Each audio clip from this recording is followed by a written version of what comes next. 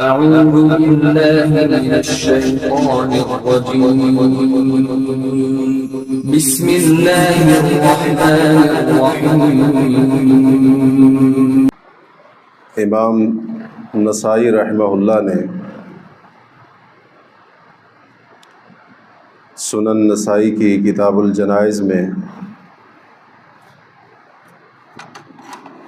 حضرت شداد بن الحاد رضی اللہ عنہ سے روایت کرتے ہوئے ایک قصہ ذکر کیا ہے جس کا مفہوم اور خلاصہ یہ ہے کہ دیہات سے تعلق رکھنے والا ایک شخص اللہ کے رسول صلی اللہ علیہ وسلم کے پاس آتا ہے اور آ کر کلمہ پڑھ لیتا ہے، آپ پر ایمان لے آتا ہے اور آپ کی اتباع اور پیروی شروع کر دیتا ہے۔ نبی علیہ الصلوۃ والسلام سے اس عزم کا اظہار کیا کہ اے اللہ کے نبی صلی اللہ علیہ وسلم، آپ جہاں بھی جائیں گے میں بھی آپ کے ساتھ رہوں گا۔ یہ بندہ اللہ کے پیغمبر کی معیت میں ہے، آپ کی صحبت میں ہے۔ ایک جنگ ہو جاتی ہے جس میں نبی کریم صلی اللہ علیہ وسلم کو قیدیوں کی صورت میں کچھ مال غنیمت ملتا ہے۔ آپ نے وہ مال غنیمت صحابہ کرام کے درمیان تقسیم فرمایا اور اس میں سے اس بندے کا حصہ بھی نکالا۔ اس بندے کی ڈیوٹی یہ تھی کہ تم نے اس لشکر میں شامل مجاہدین کے اونٹوں کو چرانا ہے اور ان کا خیال رکھنا ہے۔ ان لوگوں کے ساتھ وہ نہیں ہے، ان کے اونٹوں کی نگرانی اور دیکھ بھال کے اوپر مامور ہے۔ رسول اللہ نے اس کے لیے حصہ رکھا۔ جب وہ آتا ہے اس کے ساتھیوں نے اس کو مال غنیمت کا حصہ دیا۔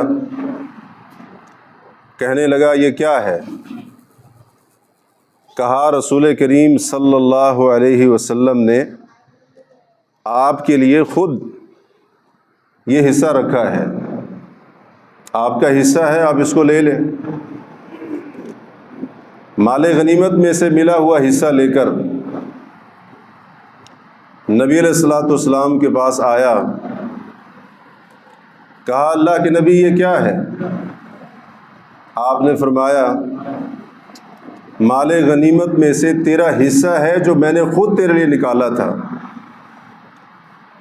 اس نے کہا اللہ کے نبی صلی اللہ علیہ وسلم،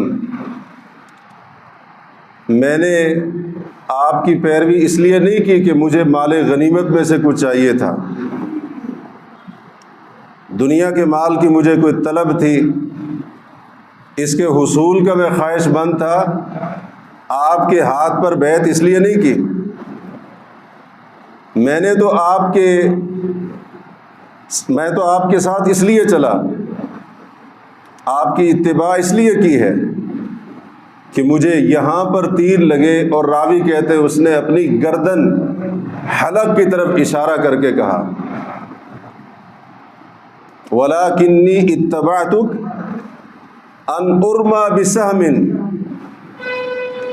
إِلَى هُنَا، آپ کی اتباع اس لیے کی ہے یہاں گردن میں تیر لگے، فَأَمُوتَ فَأَدْخُلَ الْجَنَّةَ، دشمن کا تیر لگے، شہادت کی موت ملے، جنت کا داخلہ نصیب ہو جائے۔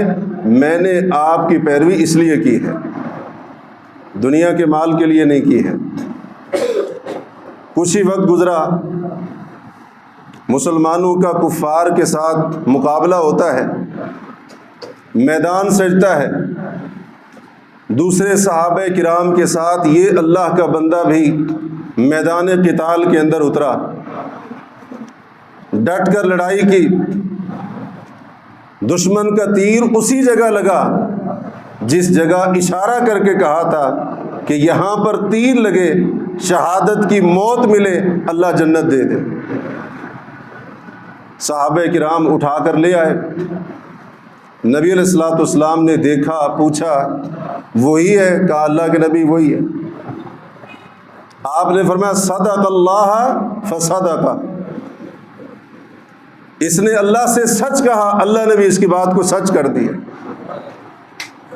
نبی علیہ الصلوۃ والسلام نے اس کو اپنے جبے کے اندر کفن دیا، اس کی میت کو سامنے رکھا، جنازہ پڑھایا، اور جو دعائیں نبی صلی اللہ علیہ وسلم نے اس کے جنازے میں مانگی تھی، ان میں حضرت شداد کہتے ہیں ایک دعا جو ہمیں سنائی دی وہ یہ بھی تھی، اللہم ان عبدک ھذا خرج مہاجرا فی سبیلک فقتل فی سبیل اللہ، اے اللہ تیرا یہ بندہ تیری راہ میں مہاجر بن کے نکلا تھا، آج اسے شہادت کی موت نصیب ہو گئی، تیری راہ میں جام شہادت نوش کر گیا ہے۔ انا شہید علی ذالک، یا رب تو گواہ ہو جا، میں محمد الرسول اللہ اس کے اوپر گواہ ہوں، یعنی اس کے ایمان پر بھی گواہ ہوں، اس کے جذبہ اطاعت پر بھی گواہ ہوں، اس کی ہجرت کا بھی میں گواہ، اور اس کی شہادت کی موت کی بھی میں محمد الرسول اللہ اپنی وحی والی زبان کے ساتھ شہادت اور گواہی دیتا ہوں۔ محترم و مکرم سامعین، اس قصے سے معلوم ہوا جو انسان اپنے رب کے ساتھ مخلص اور سچا ہو جاتا ہے، اللہ رب العالمین بھی اس کی ہر بات کو سچا کر دیتا ہے۔ یہ بندہ جس نے زبان سے یہ بات کہی تھی کہ مجھے شہادت کی موت چاہیے، جنت چاہیے، اللہ رب العالمین نے اس وقت اس کی زبان سے نکلی ہوئی بات کو 100% سچ کر دیا۔ جب یہ مارکے کے اندر اترتا ہے اور اللہ رب العالمین نے اس قدر اس کی بات کو سچ کر دکھایا، جس جگہ اشارہ کر کے کہا تھا کہ دشمن کا تیر یہاں لگنا چاہیے، دشمن کا تیر اس سے تھوڑا سا اوپر یا تھوڑا سا نیچے نہیں لگا۔ اللہ عز و جل نے اس طرح سے اپنے اس بندے کی نکلی ہوئی زبان سے بات کو سچ کر دیا۔ جو اپنے رب کے ساتھ مخلص ہو جائے، جو اللہ کے ساتھ سچا بن جائے، اللہ بھی اس کو سچا بنا دیتا ہے۔ جو رب کے ساتھ اخلاص اور سچائی والا تعلق قائم کر لے، اللہ رب العالمین بھی اس کی سچائی کو کبھی زوال نہیں آنے دیتا ہے۔ اللہ کے ساتھ سچا ہونے کا کیا مطلب ہے؟ اس کو سمجھنے کے لیے ایک آیت کے اوپر غور کرنے کی بہت زیادہ ضرورت ہے۔ سورہ بقرہ کی آیت نمبر 177، اور یہ اہل علم کے نزدیک آیت بر کے نام سے معروف ہے۔ اللہ عز و جل کا فرمان ہے لیس البر ان تولوا وجوہکم قبل المشرق والمغرب، نیکی صرف یہ نہیں ہے کہ تم اپنے چہرے مشرق یا مغرب کی طرف پھیر لو، وَلَكِنَّ الْبِرَّ مَنْ آمَنَ بِاللَّهِ وَالْيَوْمِ الْآخِرِ وَالْمَلَائِكَةِ وَالْكِتَابِ وَالنَّبِيِّينَ، اصل نیکی تو اس انسان کی ہے جو اللہ پر ایمان لایا، آخرت کے دن پر، فرشتوں پر، کتابوں پر، نبیوں پر ایمان لایا۔ وَآتَى الْمَالَ عَلَى حُبِّهِ ذَوِي الْقُرْبَى، اور اس نے مال کی محبت کے باوجود یا اللہ کی محبت کو حاصل کرنے کے لیے مال خرچ کیا، قریبی رشتہ داروں پر، یتیموں پر، مسکینوں پر، مسافروں پر، اور غلاموں لوڈیوں کو آزاد کرانے میں، گردنیں آزاد کرانے میں۔ وَأَقَامَ الصَّلَاةَ وَآتَى الزَّكَاةَ، اس کے ساتھ ساتھ اس نے نمازیں بھی قائم کی، زکوٰۃ بھی ادا کی، والموفون بعہدہم اذا عاہدوا، اور اپنے وعدے وفا کرنے والے جب بھی وعدہ کرتے ہیں، معاہدہ کرتے ہیں، والصابرین فی البأساء والضراء، تنگی اور تکلیف میں صبر کرنے والے، وحین البأس، اور جب دشمن کے ساتھ جنگ کا ماحول ہو اس وقت بھی صبر کرنے والے، اولئک الذین صدقوا واولئک هم المتقون، فرمایا یہی وہ لوگ ہیں جنہوں نے سچ کہا، سچ کیا، اور یہی لوگ ہیں جو متقی اور پرہیزگار۔ اس آیت کے اوپر غور و فکر کریں تو یہ سمجھ آتا ہے اللہ کے ساتھ سچا ہونے کا مطلب یہ ہے کہ بندہ ایمان لانے میں مخلص اور سچا ہو، اللہ پر ایمان لانے میں بھی سچا، آخرت پر ایمان، فرشتوں پر ایمان، نبیوں پر ایمان، کتابوں پر ایمان، ایمان کے جتنے ارکان ہیں ہر ایک رکن کے معاملے میں سچا اور مخلص۔ دوسری بات یہ سمجھ آئی، اللہ کے حقوق خاص طور پر فرائض کو ادا کرنے والا، وَأَقَامَ الصَّلَاةَ وَآتَى الزَّكَاةَ، جو رب کے ساتھ مخلص اور سچا ہوتا ہے وہ نمازی ہوتا ہے، وہ زکوٰۃ جیسے فریضے کو ادا کرنے والا ہوتا ہے۔ تیسری بات یہاں سے یہ سمجھ آئی، اللہ کے ساتھ مخلص اور سچا ہونے کا معنی یہ ہے کہ انسان بندوں کے حقوق کو بھی ادا کرنے والا ہو، خاص طور پر معاشرے کا وہ طبقہ جو انتہائی کمزور اور مجبور سمجھا جاتا ہے، مسکینوں کی شکل میں، یتیموں کی صورت میں، اور اسی طریقے سے اس طرح کے نادار کمزور لوگ جو اپنے حقوق کے لیے کھڑے نہیں ہو سکتے، لڑ نہیں سکتے ہیں، اللہ کے ساتھ جو مخلص ہوگا وہ خاص طور پر ایسے مجبور، بے بس، کمزور لوگ، ان کے حقوق کا خیال کرنے والا ہوگا، ان کے حقوق کو ادا کرنے والا ہوگا۔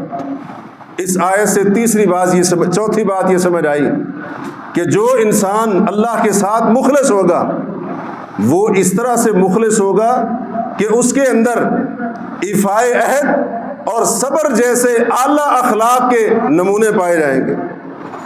اخلاق اس کا بڑا اعلیٰ ہوگا۔ حسن اخلاق میں سے جو اخلاق کے اعمال افعال چوٹی کی سی حیثیت رکھتے ہیں، وعدے وفا کرنا، صبر کرنا، یہ چیزیں اس کے اندر پائی جائیں گی۔ اور پانچویں بات یہاں سے یہ سمجھ آئی کہ جو اللہ کے ساتھ مخلص ہوتا ہے وہ صرف زبانی کلامی دعوے نہیں کرتا، وہ عمل سے ثبوت پیش کرتا ہے۔ چھٹی بات اس آیت سے یہ معلوم ہوئی کہ جو اللہ کے ساتھ سچا ہوتا ہے، اپنے پروردگار کے ساتھ مخلص ہوتا ہے، وہ صرف دلی طور پر تصدیق کرنے والا نہیں ہوتا، بلکہ اس کے ظاہری اعضاء، اس کے ظاہری اعمال شہادت پیش کر رہے ہوتے ہیں کہ یہ واقعی دل کے ساتھ اپنے رب کے ساتھ مخلص ہے، یہ دل سے اپنے رب کے ساتھ سچا ہے۔ اور ساتویں بات اس آیت سے یہ معلوم ہوئی کہ جو انسان اپنے رب کے ساتھ سچا ہوتا ہے وہ بدنی جسمانی عبادات کے ساتھ ساتھ مالی عبادات کو بھی ادا کرنا نہیں بھولتا ہے۔ یہ معنی ہے کہ بندہ اپنے رب کے ساتھ سچا بن جائے۔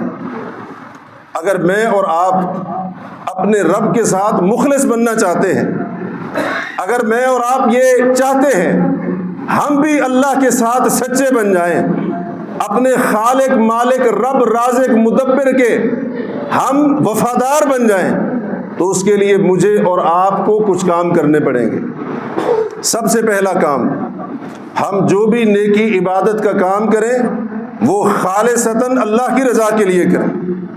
ہماری نیت خالص ہونی چاہیے۔ اپنی نیتوں کو دکھاوے، ریاکاری جیسی آلائشوں سے پاک کرنے کی ضرورت ہے۔ بندہ نیکی کر رہا ہو دنیا کی شہرت کے لیے، بندہ عبادت کر رہا ہو دنیاوی مفاد کے لیے، بندہ کوئی عمل صالح کر رہا ہو لوگوں کی نظر میں نیک پرہیزگار بننے کے لیے، ان تمام قسم کی آلائشوں سے اپنی نیتوں کو پاک کرنے کی، خالص کرنے کی ضرورت ہے۔ کیونکہ جو رب کے ساتھ مخلص ہوتا ہے وہ پھر عمل کرنے میں بھی مخلص ہوا کرتا ہے۔ جو اللہ کے ساتھ سچا ہو وہ عمل کرنے میں اس طرح سے سچا ہوتا ہے، اس کی نیکی بھی اللہ کے لیے، عبادت بھی اللہ کے لیے، اور ہر چھوٹا بڑا عمل صرف رب کی رضا کے حصول کے لیے ہوتا ہے، کسی اور چیز کے لیے نہیں ہوتا ہے۔ اس کا مقصد پاک ہے، اس کی نیت پاک ہے، ارادے اس کے پاکیزہ ہیں، نہ نیت کے اندر کھوٹ ہے نہ ارادے کے اندر خلل ہے۔ اللہ تبارک و تعالی نے قرآن مجید کے اندر اہل کتاب کے اعمال کا بھی ذکر فرمایا، اہل ایمان کے اعمال کا ذکر بھی فرمایا، لیکن جو امتیاز بیان کیا ہے جس کے ذریعے اہل ایمان کے اعمال اہل کتاب کے اعمال سے ممتاز ہوتے ہیں، نمایاں نظر آتے ہیں، وہ کیا ہے؟ ذرا اس آیت کے اوپر غور کیجئے۔ اللہ تعالیٰ نے فرمایا، اے اہل ایمان، اے مسلمانوں، اہل کتاب سے کہہ دو، یہودیوں عیسائیوں کو خطاب کر کے یہ بات سمجھا دو، وَلَنَا أَعْمَالُنَا وَلَكُمْ أَعْمَالُكُمْ، اے یہودیوں، اے عیسائیوں، جو تم عمل کرو گے وہ تمہارے لیے، اور ہم اہل ایمان محمد الرسول اللہ پر ایمان لانے والے، قرآن مجید کو کتاب حق ماننے والے، ہم جو اعمال کریں گے ان اعمال کا فائدہ ہمارے لیے ہے۔ مطلب کیا ہے؟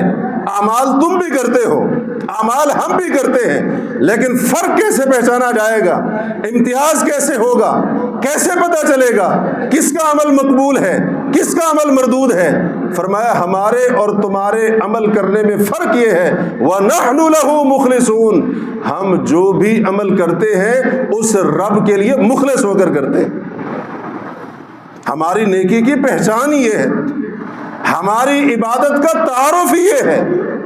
ہم اہل ایمان، عبادت چھوٹی ہو بڑی ہو، نیکی کا کام کسی بھی نوعیت کا ہو، جو بھی عمل کرتے ہیں وَنَحْنُ لَهُ مُخْلِصُونَ، ہماری نیکی عبادت بتا رہی ہوتی ہے، یہ کلمہ پڑھنے والے کی نیکی ہے، اور اس نے یہ نیکی صرف اپنے پروردگار کی رضا کے حصول کے لیے کی۔ یہ اہل ایمان کی نیکیوں کی شان ہوتی ہے، یہ ان کا عبادت کرنے کا طریقہ ہوتا ہے، اخلاص، خلوص، للہیت اس سے چھلک رہی ہوتی ہے اور جھلک رہی ہوتی ہے۔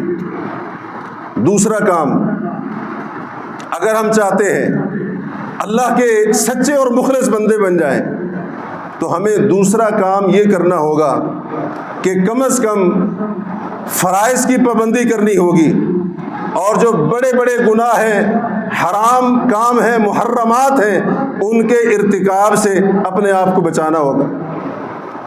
مسند احمد کے اندر ایک لمبی حدیث ہے، حضرت عبداللہ بن عباس جس کے راوی ہیں، ایک قبیلہ جس کا نام بنو سعد بن بکر ہے، اپنے ایک بندے کو بھیجتے ہیں رسول اللہ کی طرف، نام ہے ذمام بن ثعلبہ۔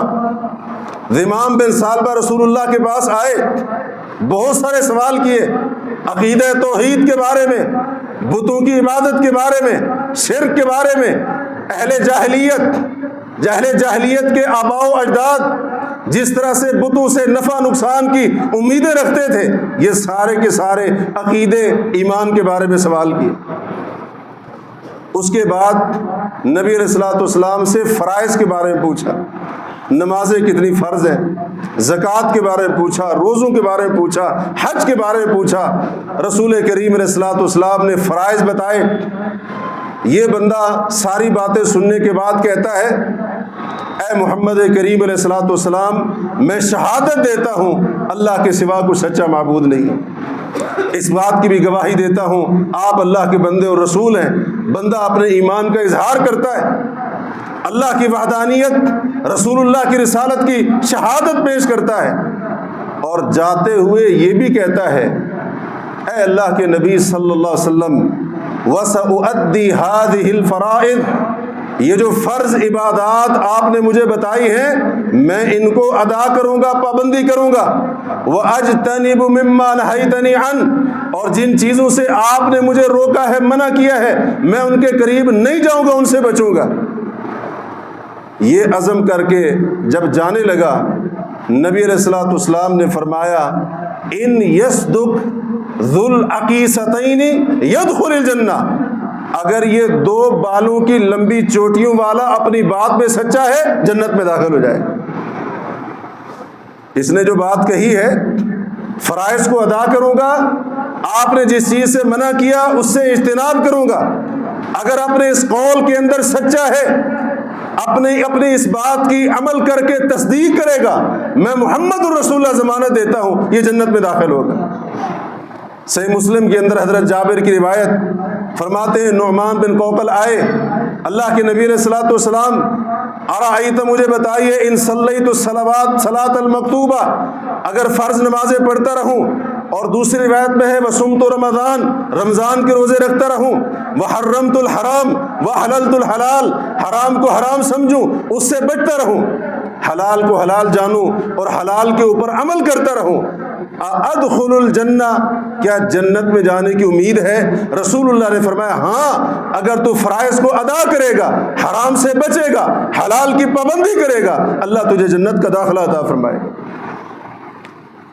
جو اللہ کے ساتھ سچا ہوتا ہے وہ پھر نام کا سچا نہیں ہوتا ہے، جو اپنے مالک خالق کے ساتھ مخلص ہونے کا دعویٰ کرتا ہے وہ اپنے اس دعوے کا ثبوت پیش کرتا ہے، فرائض کو ادا کر کے، محرمات اور کبیرہ گناہوں سے اپنے آپ کو بچا کر۔ حضرات، اگر کوئی شخص ایسا ہے جو کلمہ پڑھتا ہے، اپنے آپ کو سچا مسلمان کہتا ہے، اس سے پوچھو، وہ کہتا ہے میں رب کے ساتھ مخلص، میں رب کے رسول کے ساتھ مخلص، میں اسلام کے ساتھ مخلص، میں دین کے ساتھ سچا وفادار، زبان سے یہ کہتا ہے، نمازیں اس کی ضائع، روزے وہ نہیں رکھتا ہے، زکوٰۃ وہ دباتا ہے، حج سے وہ بہانے بناتا ہے، بڑے بڑے گناہوں کا دھڑلے سے ارتکاب کرتا ہے، اس کا مطلب یہ ہے، اس کا عمل بتا رہا ہے یہ اپنی بات کے اندر جھوٹا ہے۔ اگر یہ سچا ہوتا تو سچے لوگ اس طرح سے ہوا کرتے ہیں، جنہوں نے معاہدے کیے تھے، جنہوں نے وعدے کیے تھے، رب کے ساتھ وعدے کیے، رسول کے ساتھ وعدے کیے، اللہ کے نبی ہمیں پتہ چل گیا نماز فرض ہے، روزہ فرض ہے، زکوٰۃ بھی لازمی ہے، حج بھی اللہ کا فریضہ ہے، ہمیں پتہ چل گیا ہے آج کے بعد نہ نماز چھوٹے گی، نہ زکوٰۃ میں کوتاہی، نہ روزے کے اندر خلل، اور اگر حج کا اللہ نے موقع دیا اس سے بھی پیچھے نہیں ہٹیں گے۔ رسول اللہ نے ان کے لیے فرمایا تھا اگر یہ سچا ہے جنت اللہ رب العالمین اس کو عطا کر دے گا۔ اللہ کے ساتھ سچا بننے کی ضرورت ہے، رب کے ساتھ مخلص بننے کی ضرورت ہے۔ حضرات، مجھے اور آپ کو اپنے گریبان کے اندر جھانک کر، اپنے ضمیر کو جھنجھوڑ کر اپنے آپ سے پوچھنے کی ضرورت ہے کیا ہم رب کے ساتھ مخلص ہیں؟ ہم اپنے مالک کے ساتھ کتنے سچے ہیں؟ کتنی ہم نے اپنے رب کے ساتھ وفاداری کی ہے؟ اس کے فرائض کی پابندی کس قدر کی ہے؟ اس کی محرمات سے اپنے آپ کو دور کتنا کیا ہے؟ اس لحاظ سے ہم اللہ کے ساتھ کتنے سچے ہیں، کتنے مخلص ہیں؟ حقیقت بات تو یہ ہے ہماری سچائی کے اندر بھی بڑا خلل ہے، ہماری وفاداری کے اندر بھی بڑی کمزوری ہے، ہمارے اخلاص کے اندر بھی بڑی کمی ہے۔ ہم تو اپنے رب کے ساتھ اس طرح سے مخلص نہ بن سکے جیسے مخلص بننا چاہیے تھا۔ ہم نے اپنے رب کے ساتھ اس سچائی کا مظاہرہ نہیں کیا جو سچائی کا مظاہرہ بندے کو اپنے رب کے ساتھ کرنا چاہیے تھا۔ حضرات، صرف سوچنے کی نہیں بلکہ اصلاح کرنے کی بھی ضرورت ہے۔ تیسرا کام کیا کرنا ہوگا؟ تیسرا کام یہ کرنا ہوگا، اگر رب کے ساتھ مخلص ہونا چاہتے ہیں، ہر نیکی عبادت کے اندر سب سے پہلے مجھے نظر آنا ہوگا۔ جو رب کے ساتھ مخلص ہو وہ پھر نیکی سے جی نہیں چراتا، عبادت سے پیچھے رہنے کے بہانے نہیں بناتا، وہ لیٹ ہونے کی، تاخیر ہونے کی راہیں تلاش نہیں کرتا ہے۔ جب اللہ کی اطاعت کی بات آئے، جب رب کا حکم آئے، رب کا فریضہ آئے، اللہ کا امر آئے تو اس کے اوپر عمل کرنے میں سب سے آگے، رب کو راضی کرنے والا جو کام، اللہ کی اطاعت کا جو فعل، اس میں پہلی صف کے اندر پہلے فرد کی حیثیت سے وہ کھڑا ہوتا ہے جو رب کے ساتھ مخلص اور سچا ہوتا ہے۔ اگر بندہ اطاعت کے معاملے میں سست ہے، نیکی سے پیچھے ہے، عبادت کے اندر کوتاہی ہے اور آخری صفوں کے اندر نظر آتا ہے، جب عبادت اطاعت کی باری آتی ہے بالکل اپنے آپ کو پیچھے کر لیتا ہے، سست کر لیتا ہے، اپنے آپ کو پچھلی صفوں کے اندر جا کر ڈال دیتا ہے، اس کا مطلب یہ ہے یہ رب کے ساتھ اس طرح سے مخلص نہیں ہے جیسے اس کو ہونا چاہیے تھا۔ عمل کے اندر سبقت۔ اللہ رب العالمین کا حکم ہے فاستبقوا الخیرات، نیکیوں کی طرف جلدی کرو، سبقت کرو۔ یہ کیسے ہو سکتا ہے؟ اللہ رب العالمین اپنی کتاب میں حکم دے نیکی میں سبقت کرو، اور اللہ کا مخلص وفادار رب کا سچا بندہ اس نیکی سے اپنے آپ کو پیچھے کرتا ہوا نظر آئے، اس کے اندر سستی اور کاہلی دکھاتا ہوا نظر آئے، یہ ہو ہی نہیں سکتا ہے۔ بلکہ جو اللہ کے سچے بندے ہوتے ہیں، رب کے ساتھ مخلص ہوتے ہیں، ان کی شان یہ ہوتی ہے، ان کا انداز یہ ہوتا ہے۔ اللہ نے فرمایا اولئک یسارعون فی الخیرات وہم لہا سابقون، یہ اللہ کے مومن بندے، یہ اہل ایمان، یہ اہل تقوی، یہ اہل اطاعت، یہ اطاعت شعار، یہ اطاعت گزار، یہ رب کا خوف کرنے والے، اللہ کی اطاعت کی پابندی کرنے والے، ان کا معاملہ یہ ہے۔ رب شہادتیں پیش کر رہا ہے، جب نیکیوں کا معاملہ ہو یہ دوڑ رہے ہوتے ہیں، ان کی دوڑیں لگی ہوتی ہیں، جلدی کر رہے ہوتے ہیں، ان کو فکر ہوتی ہے نیکی کے کام میں دیر نہ ہو جائے، اور رب شہادتیں پیش کر رہا ہے وَهُمْ لَهَا سَابِقُونَ۔ کوئی بھی نیکی ہو، خیر کی کوئی بھی نوعیت ہو، اللہ نے فرمایا ہر خیر اور نیکی کے لیے وہ سبقت کرنے والے، آگے بڑھنے والے، پہل کرنے والے، سب سے پہلے اس نیکی کو کرنے کا جذبہ رکھنے والے ہوتے ہیں۔ یہ اللہ کے ساتھ سچے ہونے کا تقاضا ہے۔ اگر ہم رب کے ساتھ مخلص ہونا چاہتے ہیں، نیکی کسی بھی قسم کی ہو، ہم اسے پیچھے نہ ہوں، بلکہ ہماری کوشش ہو کہ سب سے پہلے نیکی کا وہ کام میں کرنے والا بن جائے، پہلا نمبر میرا ہونا چاہیے، مجھ سے کوئی سبقت نہ کرے۔ اگر کہیں اس نیکی میں پہل کرتا ہو کو نظر آئے تو وہ میرا نام ہو، کسی اور کا نام نہ ہو۔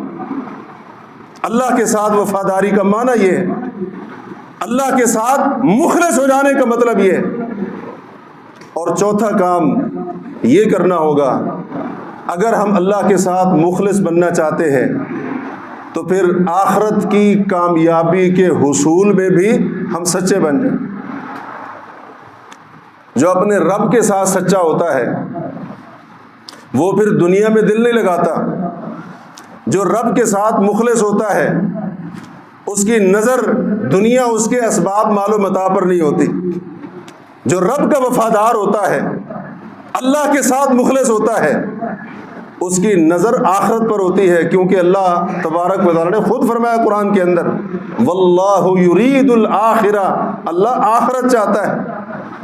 رب چاہتا ہے تمہاری آخرت سنور جائے، تم آخرت میں کامیاب ہو جاؤ، آخرت کی کامرانیاں تمہارا مقدر بن جائیں۔ اللہ تو یہ چاہتا ہے، جس رب کے مخلص سچے وفادار بندے نے رب کا قرآن سن رکھا ہو، واللہ یرید الآخرہ، اللہ آخرت چاہتا ہے، پھر کبھی بھی وہ آخرت کے حصول میں کمزوری نہیں دکھائے گا۔ ہمیشہ اس کی نظر آخرت پر، ہمیشہ آخرت کی فکر، آخرت کا غم اور پریشانی اس کو لاحق ہوگا۔ ہر وقت اسی کے بارے میں سوچ رہا ہے کہ جو چیز میرے رب کو پسند ہے میں اسی کو حاصل کر لوں، اور آخرت کی کامیابی اللہ کے نزدیک کیونکہ اصل کامیابی ہے، لہٰذا میں اس کا حقدار اپنے آپ کو بنا دوں۔ اس کی زندگی پھر اسی ٹینشن میں گزرتی ہے۔ اور جو انسان آخرت کے حصول میں سچا ہو، پھر اس کا زندگی گزارنے کا یہ انداز نہیں ہوتا ہے کہ زندگی اس طرح سے گزارے جیسا کہ اس نے دنیا سے کبھی جانا ہی نہ ہو۔ ہر وقت اس کو موت یاد ہے، رب کی ملاقات یاد ہے، اس کو قبر یاد ہے، اس کو قبر کی آزمائش یاد ہے، سوال جواب یاد ہے، حشر یاد ہے، اللہ کے سامنے عدالت، اللہ کی عدالت میں پیشی حاضری یاد ہے، جنت جہنم بھی اس کی آنکھوں کے سامنے ہر وقت اس کے تفکرات کے اندر آخرت ہی گھوم رہی ہے۔ یہ اس کا زندگی گزارنے کا طریقہ اور انداز ہوتا ہے، پھر وہ غافل نہیں ہوتا ہے۔ اور جو غافل ہوتے ہیں اللہ نے ان کے بارے میں فرمایا یعلمون ظاہرا من الحیات الدنیا، یہ دنیا کی زندگی کے ظاہر کو تو بڑا جانتے ہیں، وہم عن الآخرۃ ہم غافلون، اور یہ آخرت سے بالکل غافل لاپرواہ ہے۔ حضرات سوچئے کہیں ہماری زندگی اس طرح سے تو نہیں گزر رہی ہے، آخرت سے یکسر غافل، دنیا کے ہر معاملے کو جاننے والے. اور اگر ایسے ہماری زندگی گزر رہی ہے، رسول اللہ کے یہ فرمان ہمیں نہیں بھولنا چاہیے. امام حاکم رحمہ اللہ نے تاریخ نیسابور کے اندر رسول اللہ کے یہ فرمان ذکر کیا ہے. علامہ البانی نے صحیح الجامع کے اندر اس کو صحیح کہا ہے. اللہ کے نبی فرماتے ان اللہ یبغض کل عالم بالدنیا، اللہ تعالی ہر اس بندے سے نفرت کرتا ہے جو بندہ دنیا میں ماہر ہو، وجاہل عن الآخرہ، اور آخرت سے غافل اور جاہل ہو. دنیا کی ایک ایک چیز کی باریکی کے بارے میں بندے کو پتا ہو. دنیا کے بارے میں بڑا ماہر ہے، بڑا فنکار ہے. کھانوں کا پوچھ لو پوری ڈیٹیل بتائے گا، کسی اور چیز کا پوچھ لو پوری تفصیلات بتائے گا. کھانا پینا پہننا، کس جگہ پر جانا ہے، کون کون سی جگہ وزٹ کرنی ہے، ملک کے شہر علاقے وغیرہ وغیرہ، ہر ایک چیز کے بارے میں پوری معلومات دینے میں ماہر. لیکن آخرت کے بارے میں ایک دم غافل، جاہل، لا علم، کوئی پتہ نہیں آخرت کا. نبی علیہ الصلوۃ والسلام فرماتے ہیں ایسے بندے سے اللہ محبت نہیں کرتا ہے.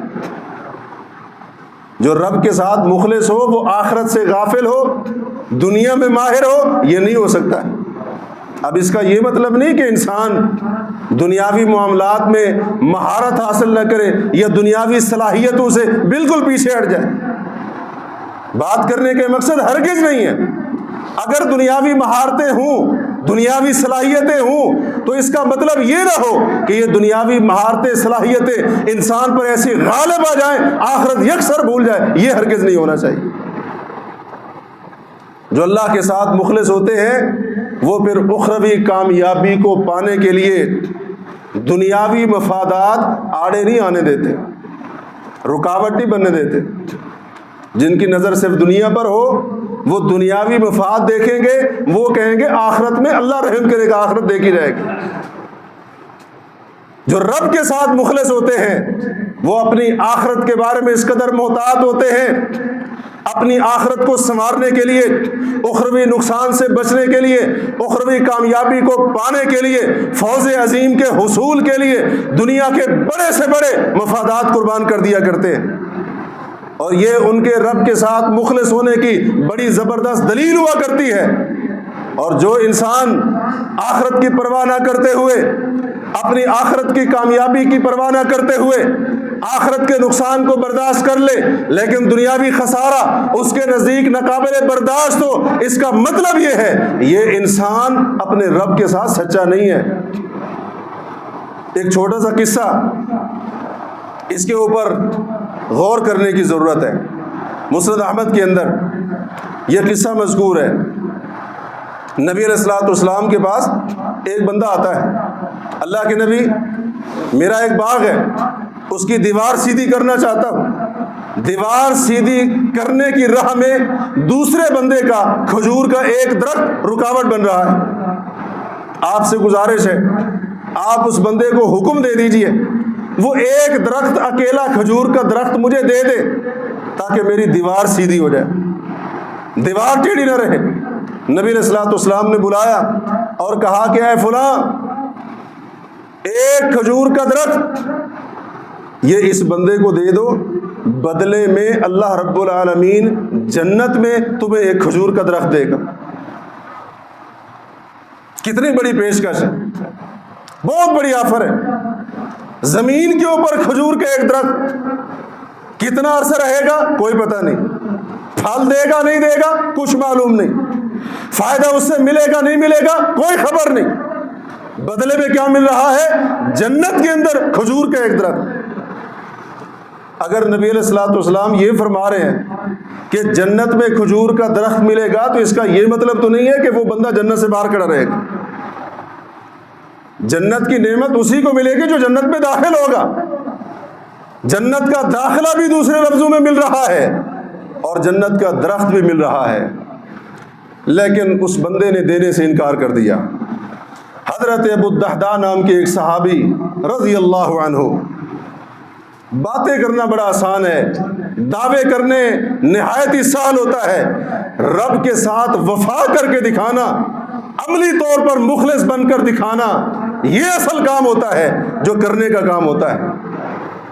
حضرت ابو الدہداء اس مجلس کے اندر موجود، رسول اللہ کی یہ آفر سنی، آپ نے جو پیشکش اس کو دی تھی وہ ان کی سماج سے ٹکراتی ہے۔ اس بندے کے پاس گئے، کہا اس طرح سے کرو، اپنا کھجور کا ایک درخت مجھے دے دو، بدلے میں ابو الدہداء کا پورا ایک باغ ہے وہ تم رکھ لو۔ کھجور کا ایک درخت دے دو، باغ لے لو بدلے میں۔ سودا طے ہو گیا، ڈیل ہو گئی۔ رسول اللہ کے پاس ہے، یا رسول اللہ صلی اللہ علیہ وسلم، ابو الدہداء ایک ڈیل کر کے آیا ہے، جس بندے کو آپ نے کہا تھا کھجور کا ایک درخت دے دو، بدلے میں جنت کا ایک کھجور کا درخت لے لو، آپ کی بات نہیں مانا تھا، میں اپنا پورا باغ دے کر اس سے کھجور کا درخت لے کر آیا ہوں۔ یا رسول اللہ کھجور کا درخت آپ لے لیجئے، جس کو دینا ہے دے دیجئے۔ نبی علیہ الصلوۃ والسلام نے کیا فرمایا؟ جو رب کے ساتھ سچے ہوتے ہیں اللہ رب العالمین پھر ان کو کیا دیتا ہے؟ آپ نے فرمایا کم من عذق رداح لأبی الدہداء فی الجنہ۔ محمد الرسول اللہ نے زبان نبوت سے فرمایا کہ جنت کے اندر ابو الدہداء کے لیے اللہ نے بے شمار ایسے کھجور کے درخت لگا دیے ہیں کہ جو اتنے وزنی اور بوجھل ہے پھلوں کی وجہ سے کہ بہت ہی زیادہ وزنی ہے۔ ابو الدہداء گھر آئے، باہر کھڑے ہو کر آواز لگائی، بیوی کو کہا ام الدہداء باغ سے باہر نکلو، میں نے یہ باغ جنت کی ایک کھجور کے بدلے میں بیچ دیا ہے۔ آگے سے وہ جو بیوی تھی وہ صحابیہ تھی، وہ بھی تو اللہ پر ایمان لانے میں سچی تھی، رسول اللہ کے وعدوں کے اوپر یقین رکھنے میں سچی تھی۔ آگے سے اس نے یہ نہیں کہا ابو الدہداء یہ کیا کر دیا، اپنی کل جمع پونجی وہ بھی جنت کے ایک درخت کے بدلے میں، پتہ نہیں ملے گا نہیں ملے گا، العیاذ باللہ، ایسی کوئی بات نہیں۔ اس نے کہا ربح البیع، ابو الدہداء مبارک ہو، اگر سودا کر کے آئے ہو یہ سودا کامیاب ہو گیا ہے۔ جو رب کے ساتھ مخلص ہوتے ہیں وہ اپنی دنیا کا نقصان نہیں دیکھتے ہیں، وہ اپنی آخرت کا فائدہ دیکھا کرتے ہیں۔ اس کے لیے ان کو بڑی سے بڑی ڈیل کرنی پڑے، بڑے سے بڑا دنیاوی خسارہ لاس برداشت کرنا پڑے، وہ اس چیز کی پرواہ نہیں کرتے، کیونکہ ان کی نظر میں آخرت ہے، ان کی نظر میں دنیا کوئی حیثیت نہیں رکھتی۔ اور حیثیت کیسے رکھے؟ جو رب کے ساتھ سچے ہوں ان کے رب کے نزدیک دنیا ایک مچھر کے پر کی حیثیت بھی نہیں رکھتی ہے۔ جو رب کے ساتھ مخلص اور سچے ہوتے ہیں وہ پھر گناہ چھوڑنے میں، توبہ کرنے میں بھی سچے ہوتے ہیں، جھوٹ موٹ کی توبہ نہیں کرتے، گناہ بھی چل رہے ہیں، توبہ بھی ہو رہی ہے، نافرمانی بھی چل رہی ہے، استغفار بھی ہو رہا ہے، معصیت بھی ہو رہی ہے، معافی بھی مانگی جا رہی ہے، اس طرح سے توبہ نہیں کرتے۔ اگر توبہ کی، گناہ کا راستہ چھوڑا، اگر توبہ کی، اتنے سچے ہیں، اب گناہ کی راہ کی طرف دوبارہ نہیں گئے، بلکہ نیکی، اطاعت، رب کی رضا اور اللہ کی اطاعت، خیر کی راہ کے اوپر اپنے آپ کو ایسا چلایا، اللہ نے ان کی توبہ کو قبول فرمایا۔ جو اللہ کے ساتھ سچا ہو وہ توبہ کرنے میں بھی سچا ہوتا ہے۔ جوہینہ قبیلے کی عورت بدکاری کر لیتی ہے، رسول اللہ کے پاس آئی، اللہ کے نبی گناہ ہو گیا، شادی شدہ تھی، اب میرے اوپر حد قائم کیجئے، مجھے پاک کیجئے۔ نبی علیہ الصلوۃ والسلام نے فرمایا تم پیٹ سے ہو، بچے کو جنم دینا پھر آنا، بچے کو جنم دیا پھر آ گئی، کہا دودھ جب تک بچہ نہیں چھوڑتا اس وقت تک واپس نہ آنا، دودھ چھڑایا واپس آ گئی، رسول اللہ نے حد قائم کرنے کا کہا، رجم کر دیا گیا اسلام کے حکم کے مطابق۔ نبی علیہ الصلوۃ والسلام جنازہ پڑھانے لگے، حضرت عمر نے کہا اللہ کے نبی اس نے یہ کام کیا تھا، آپ پھر بھی اس کا جنازہ پڑھا رہے ہیں؟ فرمایا عمر تمہیں کیا پتا اس نے کیسی توبہ کی ہے، لقد تابت توبتن، اس نے ایسی توبہ کی ہے، لو قسمت بین 70 من اہل المدینہ، اگر اہل مدینہ میں سے 70 لوگوں کے اوپر وہ توبہ تقسیم کر دی جائے، لوسعتہم، اس نے ایسی سچی توبہ کی ہے ان 70 لوگوں کے گناہ بھی معاف ہو جائے۔ ایسا سچا ہوتا ہے توبہ کرنے کے اندر جو رب کے ساتھ سچا ہوتا ہے۔ وہ ہماری طرح پھر جھوٹا نہیں ہوتا ہے.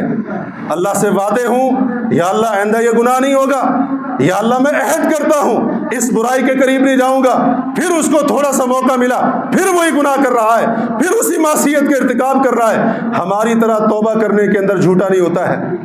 فضیل بن عیاض رحمہ اللہ کا قول ہے, فرماتے ہیں التوبۃ بارادۃ الذنب, جو بندہ توبہ کر رہا ہو, زبان سے ظاہری طور پر توبہ کر رہا ہو, دل میں یہ منصوبہ چل رہا ہو آئندہ جب بھی گناہ کا موقع ملے گا یہ گناہ یا کوئی اور گناہ کروں گا, فرماتے ہیں توبۃ الکذابین, یہ جھوٹے لوگوں کی توبہ ہے, یہ سچے لوگوں کی توبہ نہیں ہے.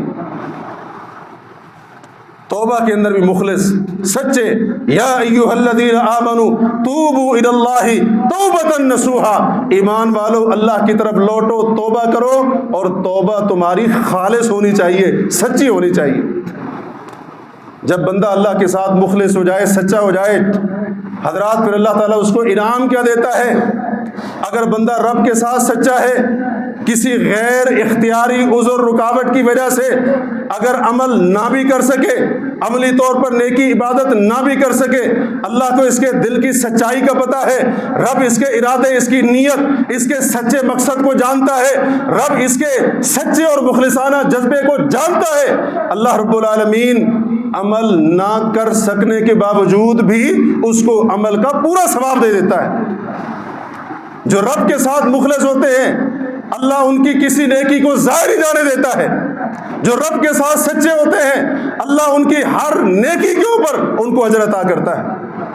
اس کے بارے میں بہت ساری احادیث ہیں, بخاری کے اندر, مسلم کے اندر, اور یہی حدیث ابو داؤد کے اندر بھی ہے. نبی علیہ الصلوۃ والسلام نے فرمایا اذا مرض العبد او سافر, جب بندہ بیمار ہو جاتا ہے یا سفر کرتا ہے, یعنی جب ٹھیک تھا, تندرست تھا, نیک عمل کرتا تھا, سفر میں نہیں تھا, نیک عمل کر رہا تھا, عبادت کر رہا ہے, نیکی کر رہا ہے, لیکن بیمار ہو گیا, حالت سفر میں ہے, وہ نیکی نہیں ہو پا رہی جو حالت صحت میں تھی, حالت اقامت میں تھی. سفر بھی رکاوٹ, بیماری بھی رکاوٹ. نبی علیہ الصلوۃ والسلام فرماتے ہیں جتنے بھی اعمال تندرستی اور گھر میں رہتے ہوئے کرتا تھا اللہ رب العالمین بیماری میں اور حالت سفر میں ان تمام نیک اعمال کا اجر اس کو عطا کر دیتا ہے. کیوں؟ یہ اللہ کے ساتھ مخلص ہے, یہ رب کے ساتھ سچا ہے, عمل کرنا چاہتا ہے, ارادہ اس کا سچا ہے, جذبہ اس کا بڑا اعلیٰ ہے, لیکن سفر اور بیماری رکاوٹ بن رہے, اس کے اختیار میں نہیں ہے, اس لیے عمل نہیں کر سک رہا. اللہ اس کی سچی نیت کی قدر کرتے ہوئے رب تبارک و تعالی اس کو ان نیکیوں کا صلہ اور ثواب عطا کر دیتا ہے. اسی طریقے سے نبی علیہ الصلوۃ والسلام کی مزید بھی اس موضوع کے اوپر بہت ساری احادیث ہیں, اگر وہ ساری بیان کرے بات لمبی ہو جائے گی. دوسرا انعام اللہ اس بندے کو یہ عطا کرتا ہے کہ اللہ رب العالمین اس کو دنیاوی ہولناکیوں, مصیبتوں, مشکلات سے نجات عطا کر دیتا ہے. اللہ اس کو بے یار و مددگار نہیں چھوڑتا ہے. اس کے اوپر بھی بہت سارے دلائل ہیں, صرف ایک بات آپ کے سامنے ضرور رکھنا چاہوں گا. بڑا معروف قصہ ہے صحیح بخاری وغیرہ کے اندر. نبی علیہ الصلوۃ والسلام نے 3 بندوں کا ذکر کیا, سفر میں ہیں, بارش شروع ہو گئی, بارش سے بچنے کے لیے غار کے اندر پناہ لی, چٹان گرتی ہے, غار کا منہ بند, بے یار و مددگار بیٹھے ہوئے, نہ کوئی سننے والا, نہ کوئی جواب دینے والا, نہ اپنی بات کسی تک پہنچا سکتے ہیں. اللہ کے سوا کسی سے کوئی امید نظر نہیں آ رہی. مخلوق سے رابطہ کر چکا ہے لیکن خالق سے رابطہ نہیں کٹا ہے. انہوں نے کیا کہا آپس میں؟ کہا سنو, لا ینجیکم الا الصدق, اگر اس مصیبت کے اندر گرفتار ہو گئے ہو, مصیبت سے بچنے کا ایک ہی طریقہ ہے, وہ یہ ہے کہ سچائی اس مصیبت سے نجات کا ذریعہ بن سکتی ہے. کیا مطلب؟ اس کا مطلب یہ ہے ایک دوسرے کو کہنے لگے ذرا یاد کرو کوئی ایک نیکی, کوئی ایک عمل جو کرنے میں تم سچے تھے اور صرف اللہ کی رضا کے لیے کیا تھا, مخلص تھے وہ عمل کرنے میں, وہ عملیات کرو اور رب سے دعا کرو، اللہ رب العالمین تمہاری اس سچائی، تمہارے اس خلوص کی وجہ سے جو تم نے اس وقت نیکی کرتے ہوئے اختیار کیا تھا، اللہ آج تمہیں نجات دے گا۔ ان تین میں سے ایک والدین کی خدمت میں سچا تھا، دوسرا حرام کاری چھوڑنے میں، بدکاری سے بچنے میں، حالات سازگار ہیں، گناہ کا ماحول بنا ہوا ہے، بدکاری کے اوپر تیار ہو چکا ہے، وہ عورت آگے سے کہتی ہے اتق اللہ، اللہ سے ڈر جا، اللہ کا خوف کر، یہ کام حرام ہے، یہ جائز نہیں ہے۔ اس نے سارے حالات سازگار ہونے کے باوجود اللہ کا خوف اختیار کیا، حرام کاری کو چھوڑ دیا۔ اور تیسرا بندہ مزدور کی مزدوری دینے میں سچا تھا۔ اب ان تینوں نے اپنے ان سچے اعمال کا اللہ کے سامنے ذکر کیا، دعا کی، اللہ نے چٹان ہٹا دی، ان کو رہائی مل جاتی ہے، اللہ مصیبت دور کر دیتا ہے۔ یہ تو دنیا کی مصیبتیں ہیں۔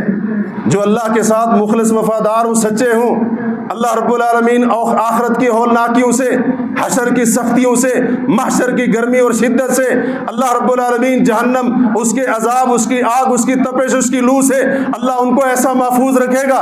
رب تبارک و تعالیٰ کا فرمان ہے لا یسمعون حسیسہا، جہنم کی گرم ہوا اور لو لگنا تو دور کی بات ہے، جہنم کی آگ کے جلنے کی آہٹ بھی ان کے کانوں میں نہیں پڑے گی۔ جو رب کے ساتھ سچے بن کر زندگی گزارتے ہیں، اللہ ایسے ان کی حفاظت کرے گا آخرت کی ہولناکیوں اور سختیوں سے۔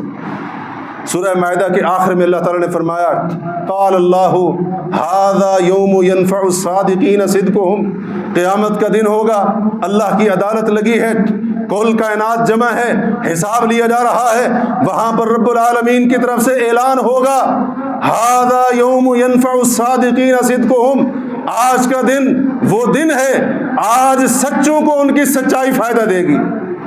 جو دنیا میں سچے بن کر آئے ہیں، جو کردار کے سچے، قول و قرار کے سچے، گفتار کے سچے، عمل کے سچے، عقیدہ کے سچے، انہوں نے سچے بن کر زندگی گزاری، ان کا باطن بھی سچا، ان کا ظاہر بھی سچا، اور ان کے خیالات بھی سچے تھے، ان کے جذبے بھی سچے تھے، ہر معاملے میں سچے تھے۔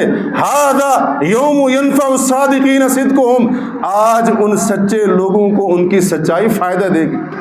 کیسے فائدہ دے گی؟ فرمایا لہم جنات، رب کی طرف سے اعلان ہے ان کے لیے آج جنتوں کے دروازے کھلے ہوئے، فوز عظیم ان کو حاصل ہو گئی، یہ کامیاب ہو گئے، اللہ ان سے راضی، یہ رب سے راضی ہو گئے، اللہ کی طرف سے یہ اعلان ہوگا۔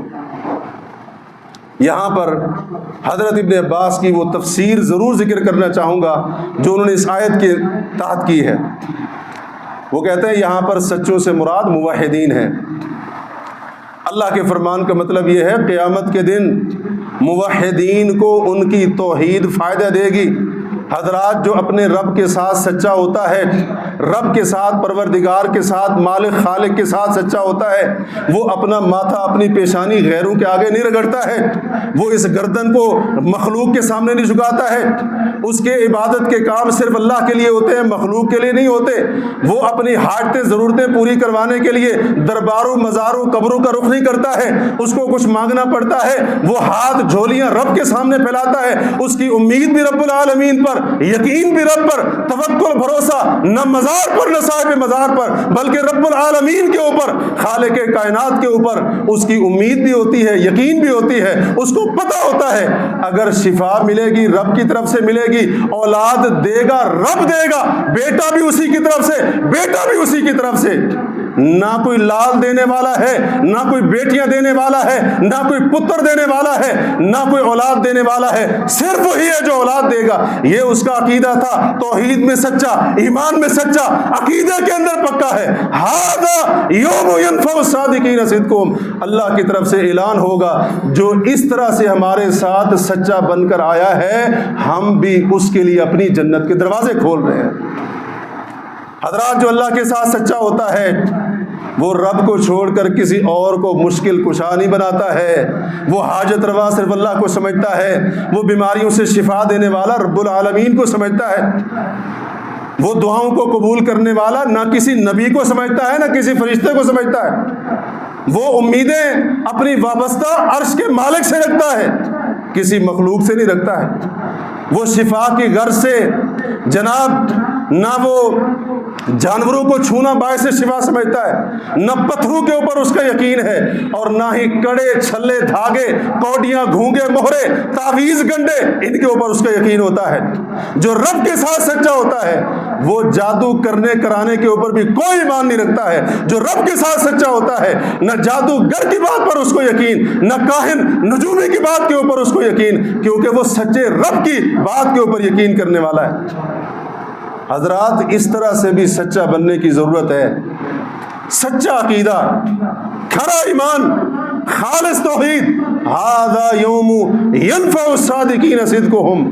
جو بندہ عقیدہ صاف ستھرا لے کر جائے گا، عقیدے میں سچا ہے، ایمان اس کا سچا ہے، توحید اس کی خالص ہے، اللہ کی طرف سے اعلان ہوگا، جاؤ آج موحدین تمہارے لیے اعلان ہے، آج تمہاری توحید، تمہارا سچا عقیدہ تمہیں ضرور فائدہ پہنچائے گا۔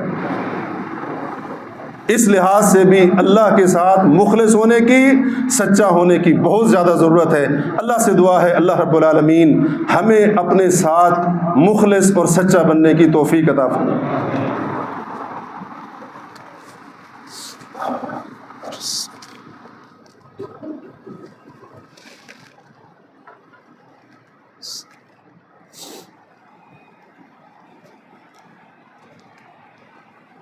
ان الحمد للہ نحمده ونستعینه ونستغفره ونعوذ باللہ من شرور انفسنا ومن سیئات اعمالنا من يهده اللہ فلا مضل له ومن يضلل فلا هادی له اشهد ان لا الہ الا اللہ وحدہ لا شریک له واشهد ان محمدا عبده ورسوله اما بعد فإن خیر الحدیث کتاب اللہ وخیر الہدی ہدی محمد صلی اللہ علیہ وسلم وشر الامور محدثاتها وکل محدثۃ بدعہ وکل بدعۃ ضلالہ وکل ضلالۃ فی النار۔